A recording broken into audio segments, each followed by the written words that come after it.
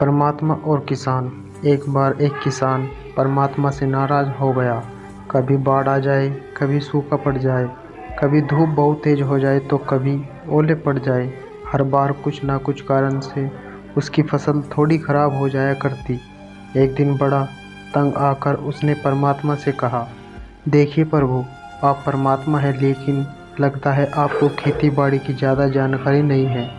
एक प्रार्थना है कि एक साल मुझे मौका दीजिए, जैसा मैं चाहूँ वैसा मौसम हो, फिर आप देखना मैं कैसे अन्न के भंडार भर दूंगा।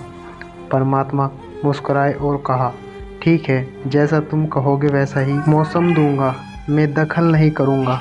किसान ने गेहूं की फसल बोई। जब धूप चाही तब धूप मिली, जब पानी तब पानी। तेज धूप, ओले, बाढ़ आदि तो उसने आने ही नहीं दी। समय के साथ फसल बढ़ी और किसान की खुशी भी, क्योंकि ऐसी फसल तो आज तक नहीं हुई थी। किसान ने मन ही मन में सोचा, अब पता चलेगा परमात्मा को कि फसल कैसे करते हैं। बेकार ही इतने बरस हम किसानों को परेशान करते रहे। फसल काटने का समय भी आया। किसान बड़े गर्व से फसल काटने गया, लेकिन जैसे ही फसल काटना लगा, एकदम से छाती पर हाथ रखकर बैठ गया। गेहूं की एक भी बाली के अंदर गेहूं नहीं था, सारी बालियां अंदर से खाली थी। बड़ा दुखी होकर उसने परमात्मा से कहा, प्रभु ये क्या हुआ? तब परमात्मा बोले, ये तो होना ही था, तुमने पौधों को संघर्ष का जरा सा भी मौका नहीं दिया। ना तेज धूप में उनको तपने दिया, ना आंधी ओलों से जूझने दिया।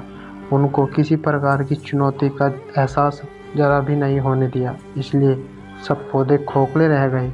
जब आंधी आती है, तेज बारिश होती है, ओले गिरते हैं, तब पौधा अपने बल से ही खड़ा रहता है। वो अपना अस्तित्व बचाने का संघर्ष करता है, और इस संघर्ष से जो बल पैदा होता है वही उसे शक्ति देता है, ऊर्जा देता है, उसकी जीवटता को उभारता है। सोने को भी कुंदन बनाने के लिए आग में तपने, हथौड़ी से पीटने, गलने जैसी चुनौतियों से गुजरना पड़ता है, तभी उसकी स्वर्णिम आभा उभरती है, उसे अनमोल बनाती है। उसी तरह ज़िंदगी में भी अगर संघर्ष ना हो, चुनौती ना हो, तो आदमी खोखला ही रह जाता है, उसके अंदर कोई गुण नहीं आ पाता।